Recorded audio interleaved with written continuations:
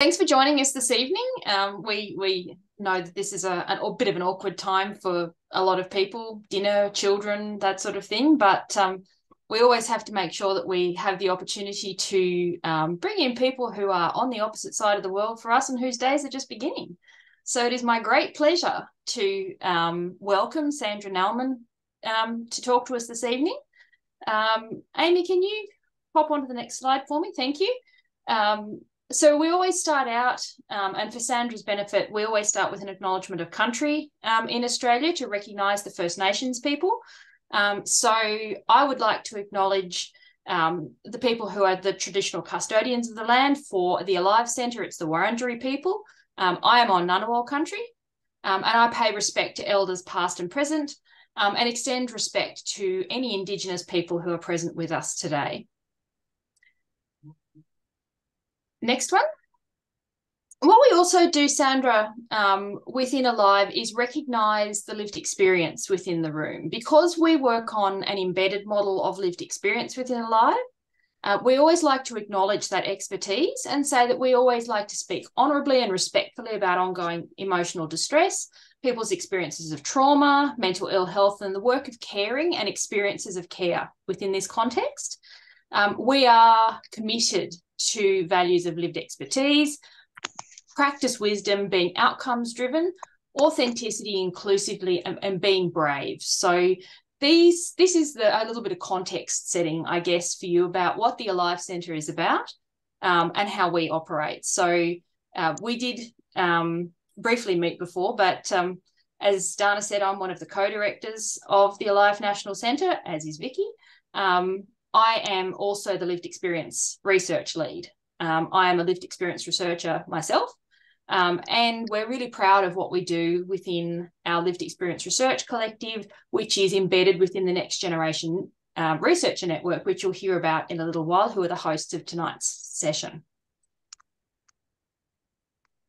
There we go. Network memberships. So we are up to 160 lived experience research collective members. Now, this is, for me, quite a remarkable number. So to give you an idea, Sandra and everybody, our lived experience research collective is the tailored arm of our Next Generation Researcher Network. And so it's our specific capacity building for people who identify as having the lived experience of mental illness or mental ill health or distress themselves, and who have an interest in being a researcher or indeed are already lived experience researchers. And it's quite encouraging to see that 2 years in, we have 160 people around Australia, with a few international people as well, who have put their hands up and said that they want to be a part of a lived experience research collective. And the Next Generation Researcher Network itself is now at 182. And I believe Amy's going to talk you through a little bit more about the networks in a moment. And we have 2007 in our co-designed living labs, which is an arm that was set up at the University of Melbourne prior to Alive, which is people who have an interest in being a part of that end-to-end research design through to translation. So you can see there that we have a really broad network that we're connected with that is everything across Alive. And our Alive collective, the 52 members, are people around Australia who are partners with what we are doing, but not necessarily embedded within the original Alive Investigator Network. Where are we up to with the slides? Here we go. So just a little bit of an update, which we try to do at the beginning of each of these virtual cafes. So just last month, the Alive National Symposium took place. This is an annual event that we have, which also includes e-networking for our Next Generation Researcher Network, which is an opportunity for all the people across the network and the collective to get together and get to know each other and discuss capacity building and what they need as our next generation researchers. So there were 36 people who went to the e-networking event. And then across our national symposium, there were 70 people online and 42 in person in the first day, and 52 online and 43 in person on the second day.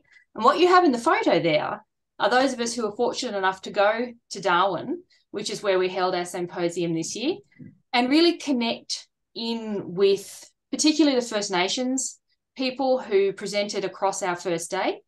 And that was actually after what's called saltwater ceremony, which was a welcoming of the people who attended the annual symposium in person to the Larrakia Nation, which is the traditional owners of the land in Darwin. And you can see there are part of the graphic recording of, I think that's the e-networking one. Sorry, my vision is not very good today. Which the link on the side there is a very fun video to watch, which summarises what happened across the annual symposium, but in that same graphic recording version. So I'd encourage everybody to follow that link later and enjoy what is essentially 2.5 days in 5 minutes and 50 seconds. So Amy, I think that's over to you now. Yeah, thanks so much, Michelle. Hi everyone, I'm Amy Kerr and I'm one of the Next Gen co-leads coming to you from Boomerang Land. And if anyone is not sure where that is, it's right next to Wurundjeri Land. So I'm in St Kilda, so Port Phillip Bay next to Melbourne. So yes, so what is the Next Generation Network? So basically it's a group of people and it provides the opportunity to bring together sort of people who are coming through their research career or lived experience at the moment. Then basically the next generation of mental health researchers and helping them to build capacity, deliver capacity, build support, and innovative programs for career development. We've got a really great community now of emerging research leaders. That's, as Michelle just said, it is growing. The numbers have gone up since the last time I've seen them, which is amazing. Yeah, and to just really support each other, provide opportunities for leadership and mentorship. And it is another one of the tailored, it's part of the tailored lived experience that Michelle has just presented to you. Obviously, we do workshops and information sessions, and tonight is one of those sessions that you're joining in tonight. And we also do targeted ECR scholarships for collaboration, some of which we saw at the symposium, and hosting the annual network, which this year was the e-network, which you just saw the wonderful graphic visual of. And so this is just a breakdown of the membership. So obviously that 175 has gone up to 182 now, which is great. And you can see here on this slide the breakdown of where people are coming from who are part of the Next Gen network at the moment. So we do have quite a few from Victoria, but it's lovely to see that we are having a breakdown over the country and also international. So this slide here just shows a bit more detail about the memberships of our network. So you can see in the Venn diagram on the left, we have 79 people in the Next Gen network, 54 in the Lived Experience Research Collective, and then we've got the greatest number of people, so 96 there, who are dual members of both. And the graph on the left-hand side shows the rapid increase in membership of the two networks since August 2021, with the Next Gen Research in orange and the Lived Experience Research Collective in green. And so this just shows everyone's happy face who the co-leads in the Next Gen. We've also got lived experience leads in Beck and Ian, and of course Emma and Lena, who are our mentors and investigator co-leads within this part, this tailored arm of Alive. Now, so moving on to the exciting part of tonight, I'm excited to also welcome Sandra Naumann, who is a Berlin-based psychologist, neuroscientist, and doctoral candidate at the Berlin School of Mind and Brain, which obviously keeps you very busy, Sandra. She is currently completing her training as a child and youth psychotherapist and currently works as a clinical psychologist in a psychiatric facility for children. She is also one of the co-founders of Scholar Minds, as well as the initiative reMINDset, which targets the mental health of university students, which is really exciting to hear about tonight. So Sandra, if you're ready, I'll hand over to you. Yes, thank you so much, Amy. I'm just gonna go ahead and share my slides. Okay, you should see them in a second. Yes, there they are. Okay, thank you so much for the invitation. I'm going to take some time today to talk about our initiative, about Scholar Minds, what we're doing. And I'm also going to take some time to talk about how mental health in academia, where it is at the moment. So the status quo, and then I'm going to move over to some practical implications. Okay, so I will head into this talk with some numbers of a Nature survey 2019, where over 6,000 graduate students participated. And it actually revealed that of these 6,000, actually 36% have sought help for anxiety and depression, which were caused by their PhD studies as they reported it. And I think thinking about this, that in a room of academics, every third person needed some kind of support in relation to their PhD. I think that's always a very shocking and very awakening number that I like to present in the beginning. Another survey here from Evans et al. Is also looking into the so-called mental health crises in graduate education that comes more and more forward within the current years. And they actually looked internationally into over 26 countries and had over 2,000 participants in the study. And they also looked into how are the levels of anxiety and depression within this population. And they found that 41% actually displayed or reported that they have anxiety, and 39% presented that they have a depression. And what they also looked at is what or how is the work-life balance influencing the numbers. And so what we see on the left side is that when you have an unhealthy or unbalanced lifestyle, numbers are way higher. And I think this already brings us in this very topic of tension, where on the one hand, you want to be an excellent researcher, but on the other hand, you also want to have a life, kind of. And so having these numbers in mind, in 2019, we founded Scholar Minds. And Scholar Minds is an initiative solely founded by PhD candidates, and it's targeting PhD candidates. So we want to be really close to our peers. And in the years following, we formulated a mission statement.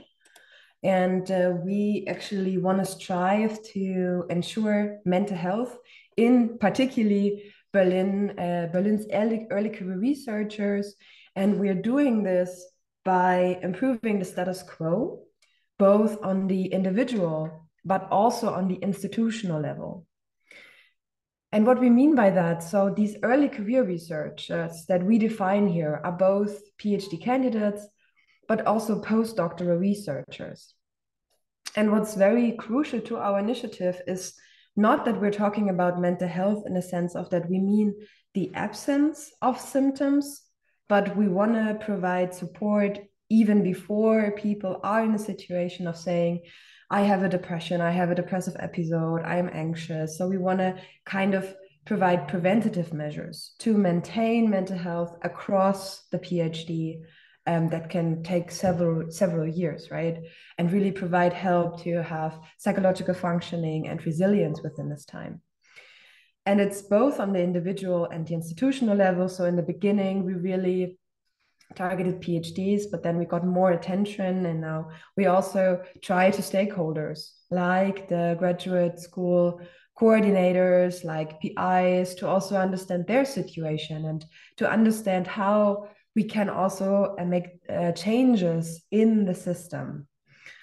And so just to go quickly through the goals of the initiative. So first of all, we have tried, this was one of our first goals, to assemble mental health resources on our website. And our website, you can find a link here, is actually divided into three aspects. So the first is that we want to provide how to find help in Berlin, because quite often, both for German PhD candidates, but also international ones, it's very difficult to understand the mental health system. Like, how do I get help? What is a psychologist? What is a psychiatrist? Where do I get help for emergencies? So we really want to provide help and make understandable, okay, and in the institutions that we have, where can I find help there in the different universities of Berlin? We also want to provide information on the mental health crises, because we want to overcome this stigma on not talking about our mental health. Everybody completely understands if you have a broken leg, because that's a physical injury, and this physical injury can be healed, it's done, and then you're not broken anymore.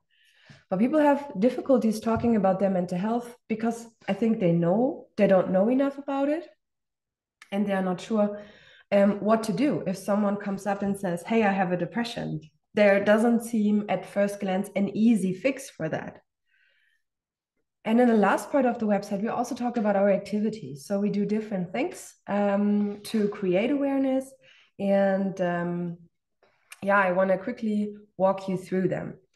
The first thing is organize different events on topics of mental health and PhD. And we, for example, have a conference that we try to do every year. Last year, it was a one-day online conference given the COVID-19 conditions. And it also had this focus on diversity in academia, both advances and challenges. And we collaborated here with a health insurance. So to also show the PhDs, hey, if you need help, you have immediate experts also of the system and inform there. We are also doing something called Growing Up in Science, where we invite principal investigators, and they talk about how they entered academia and how they went all the way up to becoming principal investigators. And there we always say before the talk, please also, if it's possible, talk about what was difficult for you. If you had potential failures, to normalize this idea that when you go into the academic systems, it's not all roses and greatness. You have hardship, and it's not all just, easy for everyone who is in the system. And so the last one is within our goals is to assess the status quo of how doctoral researchers are doing, and specifically with the target of mental health, and specifically for the Berlin community. And here I'm happy to share some data that we published last year in Scientific Reports. It's a study from 2022. And I just want to give you an overview of what we can take from the study and what's very alarming actually to us. So first of all, we wanted to know how is the ratio of people being diagnosed with having a mental disorder. And I think what's interesting, and I'm just gonna try to take my pointer here, is when you look up here, actually within the sample, so we had 222 participants within the study. We had 15% saying, yes, I already had a diagnosis of a mental disorder before the PhD. But what we find alarming is that from these 15%, if you look into this aspect here, 50% reported that they had another diagnosis within the PhD. And that really shows the vulnerability entering the academic life. It's stressful. There is often a lack of supervision. You don't know what's really expected of you. There might be competition among colleagues, and all of this, like sometimes even hostile environment, seems to be connected to that you are more vulnerable within the setting. And so the next thing I want to show is that we ask people, do you think that your current mental health problems are related to your PhD training? And if you look at the numbers here, actually over 50% say, yes, my problems are related to the PhD training. And here come two graphs that are related to the pandemic situation.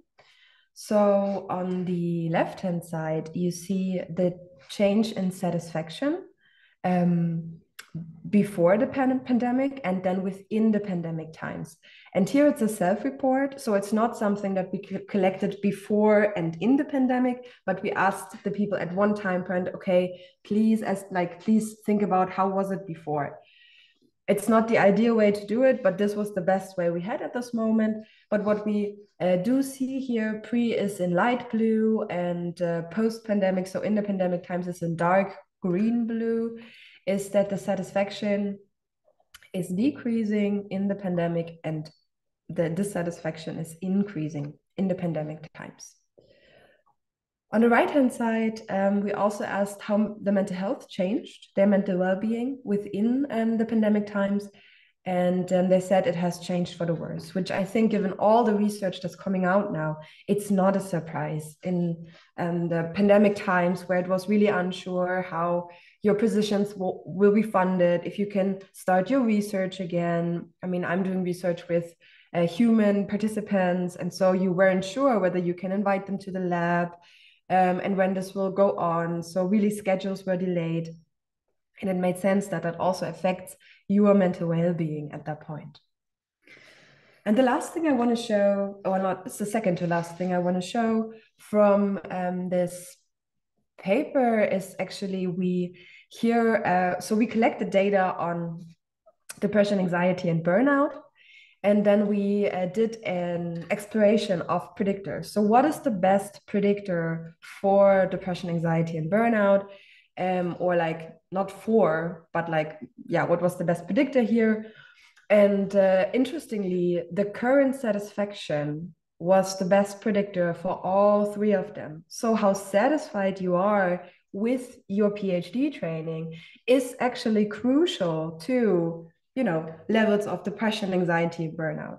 It's not a causal model here. It's only correlational, but the correlation seems to be very strong. And for us, that's a very important indicator of what we need to do in order to provide a maintenance of mental health. We need to provide satisfaction in the PhD training. And how could we achieve that? And one thing, how we could achieve that, one lack that we see, and that's one of my favorite images, is actually the expectation of the PhD. So we asked our PhD candidates, okay, you came into the PhD, you had some expectations, and how is it now? And what we found is that actually 62% said that it's worse than they imagined. And if you think about that, you enter the PhD, probably like when I take myself as a PhD candidate, I had very bare expectations. I didn't even know what I was getting into. And I'm not surprised that we have like 2/3 of people saying it's worse than they expected. And that could be a first point of working on and saying, okay, how can we improve expectation management for a PhD training in terms of how long it is, how well it is funding, insecurity of, a job position, and all of these things. And I put this slide in here because we have another survey that we are currently evaluating. And actually the findings resonate with what I just presented, that we have the same amount of expectations are worse than they imagined, the same levels of that depression, anxiety, and all of these things are high. Yeah, and so even in 2022, things still seem to be challenging and something we need to work and address. And so I want to switch gears now, and I want to show you a little bit of what we actively do within our work. And one workshop series that we give quite frequently for graduate schools and their graduate candidates is the Mental Health Toolkit, or the Mental Health 101, where we take 4 sessions over 4 weeks and just give insights on how to maintain your mental health. And the first session would be about, okay, what kind of mental health disorders are very prevalent in PhD candidates, and how can I actually talk to colleagues about mental health problems? And then we'll go more into, okay, what is actually my vision? Where do I want to go with this PhD? What other things are there surrounding me, and what's important? And the session I want to introduce you today, just give you a little insight of what we do, is the mindset workshop part. And yeah, I want to head into that now and talk about the mindset challenges in academia. And what we typically start with is to think about, how do we talk to ourselves? And here I'm taking something from the book Essentialism, where the first key learning is language is important. How we talk to ourselves is very crucial. And within this book, there's this idea of I have energy to give every day, and I can put this energy on very different projects. And we think that's something that's quite often happening in the PhD, that when you start, you are very excited and you're very motivated, and then you start your first project, and then maybe your supervisor comes around the corner and says, oh, I have this project, can you take this on too? And then the PhD is like, yes, I'm taking this on too because I'm so motivated. And you are gathering all these projects, but that also means you have to, distribute your energy. And this little energy ball won't really go anywhere. You won't really achieve the goal you want because you have to distribute all the time. And the way we then talk to ourselves is, I have to do it all. It's all important. And so we are basically we're making ourselves unfree. We are putting ourselves in this cage of, no, I have to do everything. And the opposite would be, and this is something we are trying to communicate, is no, you don't have to do it all. You ideally focus on what is important for you to achieve your goals. And the language that comes with it is saying, I choose to. And saying there are only very few things that really matter. And one exercise that you can then do is just think about, okay, if you don't do that project, what will really happen? And thinking about the consequences, which are sometimes bearable until okay, then helps us to prioritize and think about, okay, what's really important to take on? And what's typically connected to this, I have to do it all, is some kind of core belief that we have in ourselves. And this is something we also talk about within the Toolkit series, is about core beliefs. And I'm pretty sure, like a lot of you already know about this, is that we come into this world and then we live, we become adults, and then we do things, and we have this certain set of things we believe in. For example, we believe that we need to have money. Money is important, so I have to have a job that provides me with money. And so where does this come from? Typically comes from the way we have been raised, that maybe our parents told us, or our caretakers of any form, you have to have money in your life, value money, or you have to work hard, because if you don't work hard, you will never succeed in life. And these core beliefs also play a big role in how we pursue our PhDs. And I brought here some very famous core beliefs, and you might see yourselves in some of them. Rest assured, it's totally normal and it's fine, because these core beliefs guide how we do things. And on the one side, they're our strength. because they brought us where we are today. But on the other side, they can also become our weakness if we are not able to flexibly, acknowledge and say, yes, this is my core belief. And then still say, okay, but I'm going to do it differently today because I have a choice. I choose to. So the first core belief is be perfect.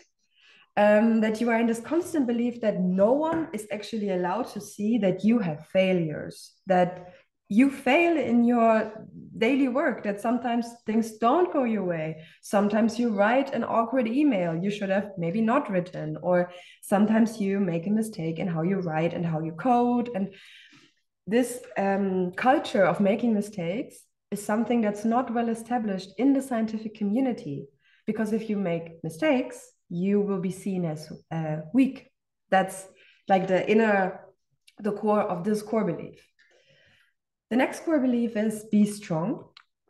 So no one can really see when you have a bad day. You always have to be the smiley, the happy person that's full of motivation and always full of joy. And yet again, like this is like because you want that everybody sees you as a strong person that can be relied on. The next core belief is try harder. And this is something I already talked about, is that you think that, okay, if I don't work hard, I don't deserve what I am owning. And this goes in this try harder core belief. And you always, even if it's an easy task, you always have to work hard on it. And you cannot believe that something just goes easy. The next core belief is make everyone happy. So this goes with this typical people pleaser mentality, that you want to make sure that all your colleagues like you, that you are the heart and the soul of your principal investigator, and make sure that you are liked and appreciated by everybody. And the last core belief is hurry up, that everything you do in your work has to be fast and efficient. And I'm not only saying that because I'm German and we have the stereotype of being fast and efficient. I think it can also be adapted to other nationalities, is that, you think you have to do it fast. You hurry up because you don't have much time in your PhD, because you don't have so much funding. And so you really have to do it fast and quick. This is the only way to be successful. And so then what we do is we provide opportunities to critically think about these core beliefs, and also rest assured the people that we have in the workshops to say, it's okay sometimes to not follow these core beliefs. And what we then typically say, for example, for the be perfect mentality, is to say, it's okay to make mistakes. Nobody is perfect in no job that there is out there. And that you can allow yourself 10% of mistakes, and thinking about very critically about what is a good performance and what is a perfect performance, and when is one or the other needed. So is it really always necessary to write the perfect email, or can it also be a good email from time to time? If there is a typo or so, is this really a problem? So really thinking critically about where to put my energy in. We come back to the slide from the beginning I showed. The next one is for be strong. Of course, in some work environments, it is important to be professional and not, go and invite everybody to see all the range of my emotions. But my emotions and also your emotions are very important, because you need to feel them. You're not a robot. And sometimes our emotions can help us in making decisions. If I have a bad gut feeling about something I have to do, that tells me something. And that's an important source of information that I can use and then discuss with maybe my colleagues who might feel the same way, or my principal investigator who might feel the same way. And this showing that you are a human and a person makes you also a better colleague, because they, then colleagues say, okay, this person talks about feelings. It's an open environment. I can also talk about my feelings and what's moving me, maybe related to the work I'm doing. The next thing is try harder. the core belief. And here we say, believe in your skills. Not everything has to be hard. If you have been throughout your scientific career, have been doing something, and you are an expert, for example, in writing academic papers, so why should it be difficult for you? You have been writing them for a long time.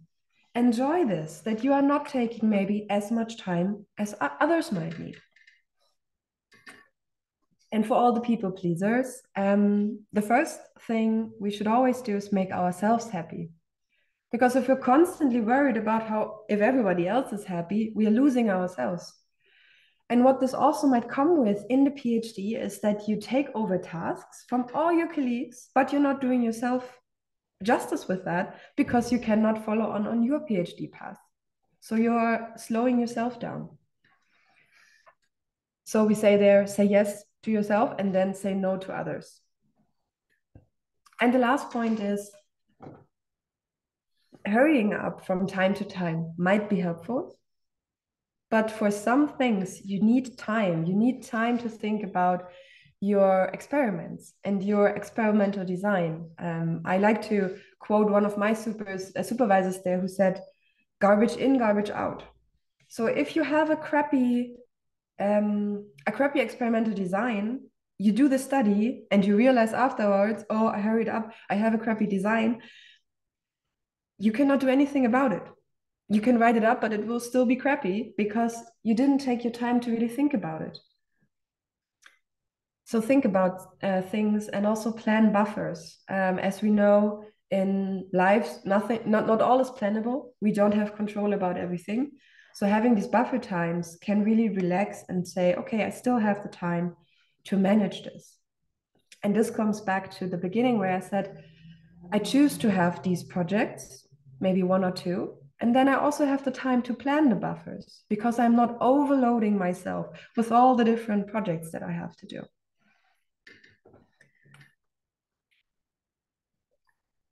And so two things I want to also include in this. The first thing is to talk about the growth and fixed mindset. And I think that's maybe something you might already know. It's an idea that comes from the school setting. So the primary school setting where pupils actually should get this idea of why it's important to strive for learning. And there are these like two separates. One is the fixed mindset, and within the fixed mindset, a person is constrained by their beliefs and their thoughts. So they believe people are born with special talents and that everybody has different abilities and intelligence that cannot be changed and cannot get better with time and persistence and effort. So what people do within this fixed mindset is saying, I don't want to challenge myself because what's the point? There are people out there who are talented. I'm not talented, so I won't work on it. And then the same goes for ignoring feedback or saying, effort is fruitless. What can I do about working on stuff? It makes no sense for me. So I also will give up easily. And I think when we enter the PhD stream or becoming an early career researcher, we come into an environment where there are people who have a lot of expertise in a lot of different fields. And that might be very overwhelming in the beginning because there are so many things to know a lot. And that can bring us into this fixed mindset where we are like, no, I don't even want to present my things because I know people are better than me. I cannot become this person. And so what we actually suggest here, or like what we think is helpful within the PhD, is to get into a growth mindset. And what that means is that you actually believe, yes, people have talents and abilities, and also maybe a certain level of intelligence. But that's not all. We can improve on things. We can maybe also develop talents and discover talents we didn't even think about before. And if we put enough effort and practice into it, we might become successful. And within this growth mindset, we think more about how can we actually challenge ourselves regularly? How can we also accept criticism? Like getting what I said earlier, that there is no culture of having mistakes or failure in science, is really to say, yes, I will fail, and I will fail openly, and then I get criticized for it, and it's good because I can learn from it. So being in this constant desire of wanting to learn and facing failures to grow. Because I think there is this quotation or quote that says, people who are successful have just failed more. And so we want to really embrace this here and say, yeah, because then you have the ability to grow. And the self-check that we then do with the PhD candidates we have is to think about what kind of mistakes they maybe made in the last couple of weeks and how they talk to themselves, because yet again, language is powerful. How did they talk about or to themselves when they made this mistake? And so we first make this open, and then we think about, okay, but how can we rephrase this? How can we make this more, talking more like valuing to yourself in this vein of having this growth mindset. We present then different steps of how to shift from this fixed to a growth mindset.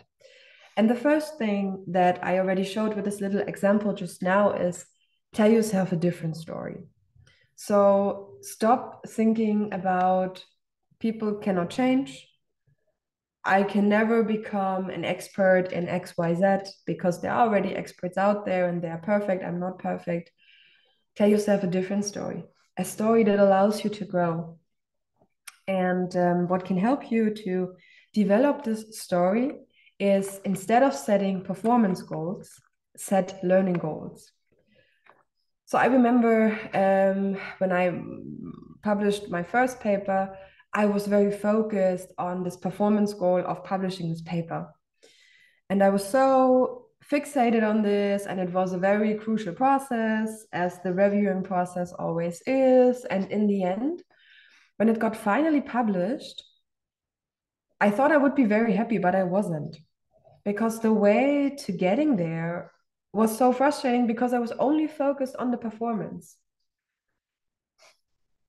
Had I instead focused on what's there on the way, like what did I learn on the way? For example, I learned how to program with certain programming softwares, or I learned how to draft a manuscript. I learned how to be in the review process. That makes it way more of like a growth opportunity, because you realize, wow, there are so many things I can learn in the process. The next thing is capitalize on your failures. I think I already went in that, is in really saying, yes, I will fail a lot, and that's cool because I'm learning from it. The next thing, also something that is something that I observe when I see colleagues who just start their academic career, is they are so overwhelmed because they choose tasks that are very, very ambitious. Like they, I don't know, want to write the first publication in the first week, which obviously is very ambitious and very unrealistic, to be fair. And so within this mindset, it is more recommendable to choose Goldilocks tasks, which means tasks that are both doable, but are challenging you just enough that you can learn from them. So make it into a smaller portion. Maybe in the first week, you won't publish your first paper, but in the first week, you're going to learn how to do a proper literature review and just really get the technique down and then scope it out from there. And the last thing is, and that might be a little bit contradictory, be consistent and flexible. So this growth mindset idea is something that's not only important for the PhD, but fixed and growth mindset can happen in all parts of our lives. When we think about our physical exercise or our dietary choices and other opportunities, it's important to always think about, am I in a fixed or am I in a growth mindset right now? Or when a situation happened, was I in a fixed or was I in a growth mindset? And how can I do it differently the next time I'm in the situation? So being really consistent in reflecting the past behavior and then being flexible about changing it the next time. So from that, I'm going to go into the last topic for my talk, which is really a topic that is accompanying a lot of PhD candidates or early career researchers, but it's also something that's very prevalent in other jobs or other parts of our lives. And I'm just going to read out some sentences. Maybe they sound familiar to you as well. Even when I do well, I don't think I really deserve it.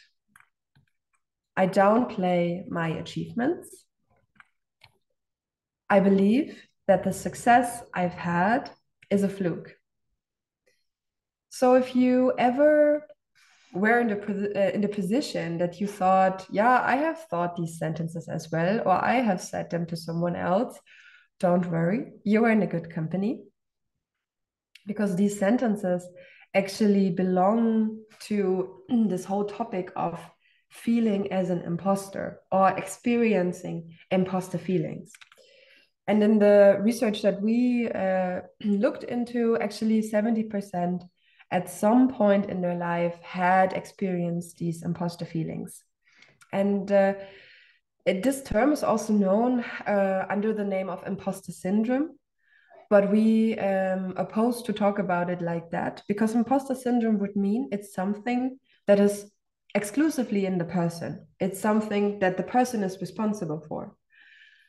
But when we look into the academic system, it's not only the person. I mean, the reason why I'm feeling people feel like that is because the system is sometimes so hostile and so hard on them.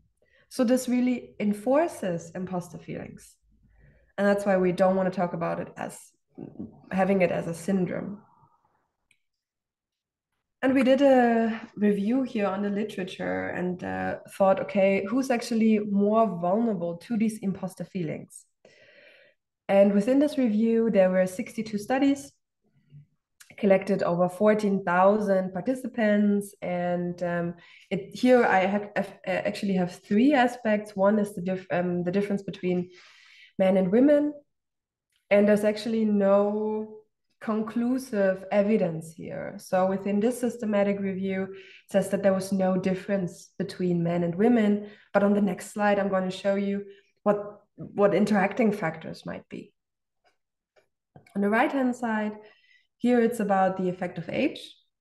And also here it's not really conclusive. So half of the studies found showed that there is a decline of imposter feelings, and the other half didn't. So it's also really not conclusive. I think one thing that I found really interesting is your minority status. So if you are a minority or you identify as a minority, the imposter syndrome or your imposter feelings are a stronger predictor of mental health issues than the actual minority status. And I think that's very strong, given that this is something that's a feeling within you. And how does that, even evolve? And I want to take this into the next slide. So this was not academia specific, but I also have some implications for academia specific findings. Here's a study who actually collected data from 4,000 academics, and it's from the US, and it's across 80 fields of natural and social sciences, and they actually looked at the interaction of gender with the minority status. And I think what's quite interesting here is that they do find differences in gender, particularly for women from racial and ethnic groups. that are traditionally underrepresented in academia. And then the same goes for early career academics who also felt like imposters or who showed strong imposter feelings.